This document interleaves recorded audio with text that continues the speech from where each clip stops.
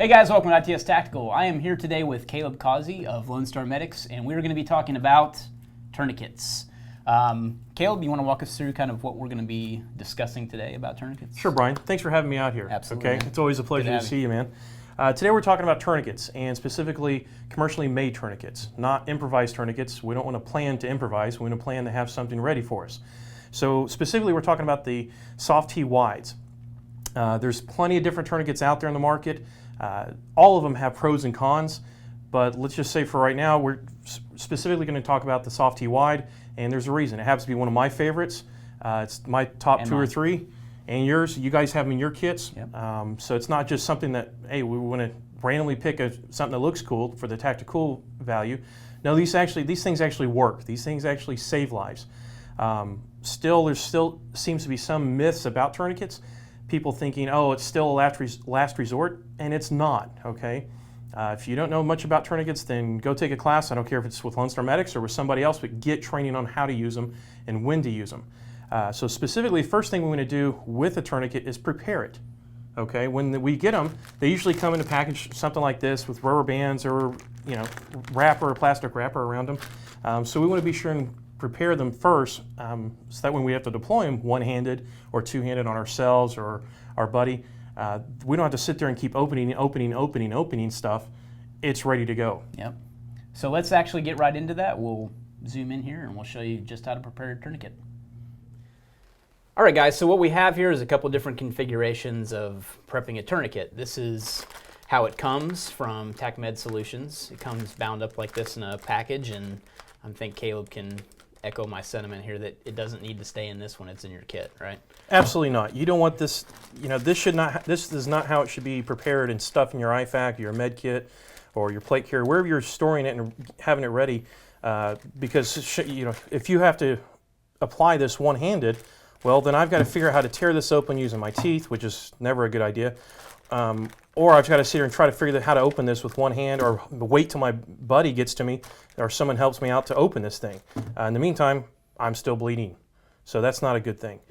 But it does come with the two, the SOFTT wides. They do come with the two black rubber bands that you've got there. That's always a good thing. They're UV protectant. So the cool thing about that is a lot of guys and girls overseas were actually attaching those to the outside of their plate carriers on their molly gear, to the buttstocks of their rifles, wherever they wanted them. And regular rubber bands were popping due to the UV lights. Right. So that's kind of a cool thing that comes with. The paper has the lot number on there. The lot number is also on the inside as well, so you don't have to worry about maintaining control of that piece of paper in there. Your lot number is stamped on there if there's ever a recall or some kind of warranty defect or something like that, but you've got a lot number there as well. And we've actually done a video on ITS before of how to flat fold the SOFTT wide. As you can see here, you've got a substantial difference here between, so the way they come out of the package and basically our method for flat folding them too. It's just something I want to mention. And we've got a whole video about just this method of folding, so you can check that out too. I won't waste time per se on this video kind of walking through it, but you mentioned actually prepping a tourniquet, so. Sure, when we get this, whenever we get this thing, we want to take it out of the package, and it'll take the rubber bands off, put those to the side and save them. We want to prep it for combat use, meaning or at the ready. We don't have to sit here and open the package up and try to prep it. My personal favorite is to make the loop. You've got different parts of the tourniquet. You've got the windlass. You've got the windlass here. You've got the buckle, the anchoring device.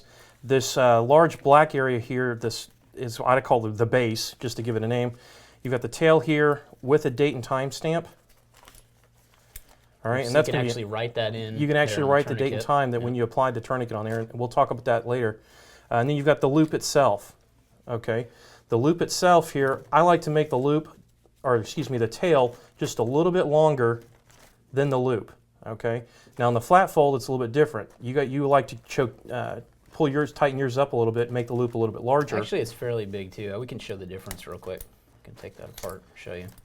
The pros of having flat fold is actually, the tail is actually significantly shorter, and it's a bigger loop. That's just kind of the way that we've come up with how to flat fold this thing. So. Right, and the great thing about having it with a loop larger like that is if you do have a bunch of stuff on your wrist, or if you've got gloves or watches or GPS or whatever attached to your wrist or your forearms, you can slide those up over it. So that's always a really good plus there. With mine, if we're not wearing a bunch of stuff, GPS on our wrist and whatnot, then hey, I've only have to take up whenever I apply this one-handed. It's that much less I have to actually pull through the buckle. Okay? And that's a good point, and that's kind of one of the reasons we wanted to illustrate these two different methods in the video too, is there's no right or wrong way to do it, there's just a way. So that's kind of what we want to point out, is that we're walking through some different applications for it. So absolutely. So once you get the tail or the loop, whatever size you want, I simply, and don't forget folks that you can actually pull this through. I don't know if you guys can see that on the camera, but see how that pulls through this base, through that loop there. So you want to make sure and pull this up, okay? So that way it's kind of tight in there. Because if this gets really loose up there, well, then once you tighten this down, if you start spinning this, you're going to eat up a lot of excess tourniquet, the strap, but you're not actually constricting to the arm or leg. So you want to try to pay attention to that. You can have some slack in there, that's not a big deal. So you can, if you're going to store it over here or on the side, that's fine. But go ahead and pull that kind of tight. Make sure your buckle is buckled in there pretty strong. And I'm simply just going to start wrapping this back onto itself, okay? And just folding it back on itself. You can fold it flat. If you want to bend it down here, you can. If you need to, roll it in there thick like that. Me personally, I like to have it flat like this, or the way Bryan's got his. One thing I wanted to point out too is that we can just kind of walk through some basic, I guess, terminology and application for the tourniquet, and we're going to go over actually how to place one, but a couple of things I wanted to point out is just this is referred to as the windlass, and this is a solid piece of aluminum too, so it's not as prone to breaking as some other ones on the market. I think that's probably a fair assessment. Sure. Not to say that other windlasses aren't strong, but these are made out of aluminum. These are some of the strongest on the market, I feel. And then this little plastic clip here is actually where this windlass locks into when you're finished turning the windlass to create the pressure. But they call these a SOFTT wide because this is a 1.5 inch wide piece of webbing that is actually causing the, I guess, what would you say, it actually helps in constricting. What your goal with the tourniquet is to restrict or constrict blood flow to the end of that arm or leg, into that extremity. The wider the better. Some of the earlier models and versions of both the SOFTT and some of the other tourniquets, commercially available tourniquets, were a lot more narrow, and they can start cutting into tissue if you start ratcheting them up really tight, which we don't want to cut into tissue. So the wider the better. There's even documented cases of guys actually using 2 of these. So they're getting just that much more of width to compress the muscle tissue and the fascia and all that fatty tissue around the vein or artery. So another thing is that you can actually release this buckle here and actually route that over an extremity as well, and then lock that back into place. Which is great for the leg, and we'll show you that's a really good point with putting it on your leg or somebody else's leg. And then the back of the SOFTT wide in particular has kind of these rubberized strips that go down the tourniquet, so that kind of helps hold it in place, particularly with one-hand applications and things like that too. So I guess you feel that pretty much covers the ins and outs of just prepping and as far as in the closure, if you're going to prep it, be sure you get that loop, open it up, double check and make sure you don't have a lot of excess slack, that your tourniquet's not looking like this. Cinch that bad boy up, get it where you want it for storage, and then simply check that loop, and then simply fold it back on itself, and you can fold it to the side there, and you can apply, or excuse me, not apply it, but then you can store it wherever you need it. So actually now what we're going to do is we're going to cut and actually talk about some application of these. So we'll be right back. All right, guys, so the first thing we're going to do is go into one-handed self-application, and Caleb's actually going to walk me through this. So got your tourniquet. What are some things that I want to look at this point? If I've deployed my tourniquet. You're right, you've pulled it out of where your storage compartment, where your IFAC or your IFAC pouch. First thing you want to do is orientate the tourniquet as best you can. Now, when we're saying orientate your tourniquet, that means if you're self-applying a tourniquet, you want this tail towards what we call the midline, or towards your body. There's an imaginary line going down from your head down to your feet, right down the middle of your body. You want this tail going towards it. So when you pull it, it's actually you're pulling it towards yourself as opposed to pulling it away. Now it's not a failure point if you have the tourniquet rotated 180 degrees the other way. It just makes it a lot more difficult one-handed application, and when you start tightening up and cinching up that tourniquet to pull it away from you as opposed to pulling towards you. So you've orientated it. Now you're simply going to, with your injured arm, slip it up over your arm as high as you can. Okay, and then if you're injured in this arm, a lot of people during class I'll see they'll try to keep this arm up.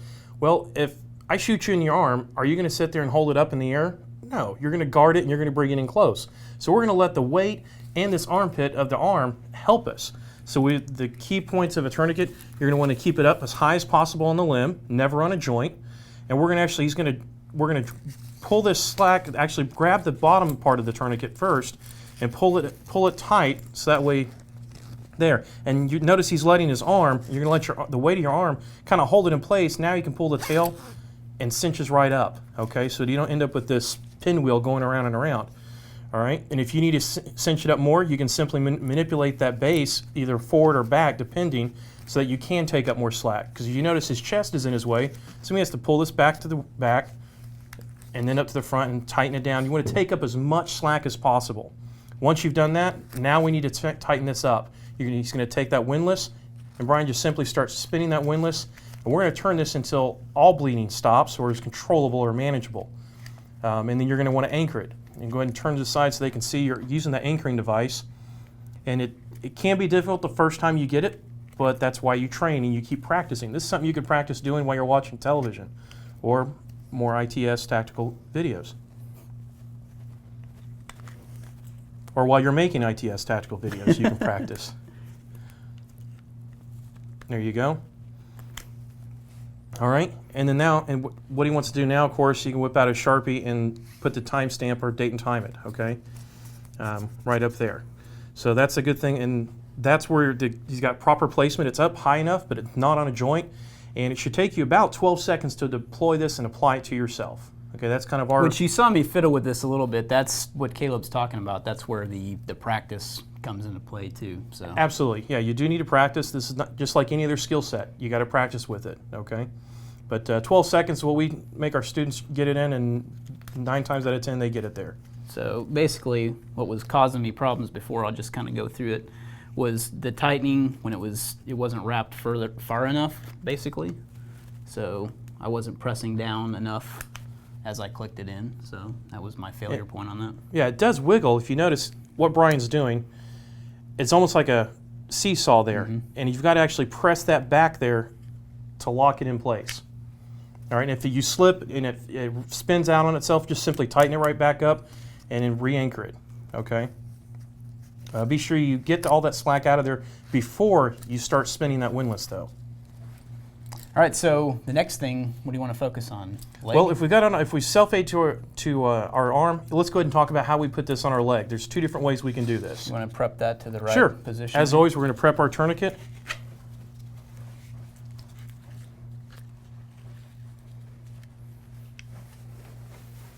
All right, let me get my leg up here. Wow. I've been working out. You've been working out? You must be really hydrated. All right, so anyways, the leg. So we're going to deploy it. We're going to reach into our IFAK, grab it. It's already prepared. Remember this buckle. You can open this buckle up and simply slide underneath that natural curvature of the leg, find that knee, and then we can actually scissor this up as high as we possibly can. Well, not that high, Bryan. I want to tickle you. All right, and then engage the buckle and tighten that up. And notice when I've applied this to my buddy, the tail is now facing away from my partner. The reason why is that other leg will get in the way. If I start tightening it this way, the inside of that groin and that thigh is going to get in the way. So over here, I've got all this room. I can pull and tighten this as tight as I need it. Okay. Let me turn my leg this way. There you go. Yeah, you a little bit more. Get some more water in you. Pretty flexible. Pretty flexible. It is showing. All right. So once we get this on there, again, as high as you possibly can on the limb, never on a joint. And I'm going to simply turn this until all the bleeding stops. And it doesn't matter what color of blood, okay, folks? I don't care if it's bright red or dark blue or Sigourney Weaver acid blood. Bleeding's bleeding, so you got to control it, all right? Once you anchor it, again, we're going to date and time it. All right, and then we're going to go ahead and obviously apply a pressure dressing and continue dressing the wound. But it's not on a joint, and it's up as high as possible that we can get in this position. Cool. Let me get my leg down. Yeah, here, let me help you out there. Gentle. So one thing I wanted to talk about too are some just common misconceptions of tourniquet placement. So meaning not necessarily placement, but belts. Like failure points. Well, belts too, belts and sticks and things like that. Improvised tourniquets. Yeah, as far as improvised tourniquets, I'm not a big fan of them. Can they work? Yes. If that's all you had, sure, there's ways to do that. You need to take training to actually learn how to do that. But my thinking is, it's 2014. We know tourniquets work. How do we know that? Well, for one, we've got over a dozen years of combat on 2 different war fronts that have proven with our men and women of the armed forces that, hey, these things are working. On the flip side, there are also a lot of empty chairs around the dining room tables across America in our allied forces that said, hey, we didn't use a tourniquet, or we didn't have that equipment. Yep. All right, so we're running around town, you know, when you're running up to Starbucks or you're running out with your family and you're not carrying a tourniquet, your plan is to, I'll use my belt, or I'll use my cravat or triangle dressing or whatever. Why are you planning to improvise? You know, you don't do that with your, you know, self-defense tools or weapons or firearms. Why are you doing it with your medical supplies? Failure to plan is a plan to fail. Absolutely. Yeah. Well, cool. Well, thanks for coming by. I think we kind of discussed some main points of tourniquets and placement and prepping and things like that. So thank you again, Bryan. Thanks, man. Appreciate it. Thanks, guys, and be sure to ask any questions if you have them. I'll kind of chime back and forth with Caleb to get those answered for you. So leave a comment, and thanks for watching.